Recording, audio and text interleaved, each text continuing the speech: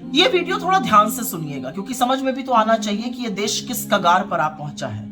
अभी थोड़े दिनों पहले शारिक और जुबैर खान नाम के दो लड़कों ने एक ईमेल भेजकर राम मंदिर को, यूपी की एसटीएफ चीफ को, उत्तर प्रदेश के मुख्यमंत्री योगी आदित्यनाथ को बम से उड़ाने की धमकी दी। और सिर्फ धमकी ही नहीं दी, उस ईमेल में योगी आदित्यनाथ जो मुख्यमंत्री हैं उनके खिलाफ इतनी अभद्र भाषा, इतनी गंदी गंदी गालियां कि आप उसको पढ़ ही नहीं सकते थे, बर्दाश्त के बाहर था। लेकिन ये क्या, यहाँ तो एंटी क्लाइमैक्स हो गया क्योंकि गिरफ्तार होते ही पता चला कि शारिक और जुबैर तो वास्तव में तहार सिंह और ओम प्रकाश मिश्रा हैं और इन्होंने मुसलमान बनकर वो मेल भेजी थी, मेल बनाकर नकली।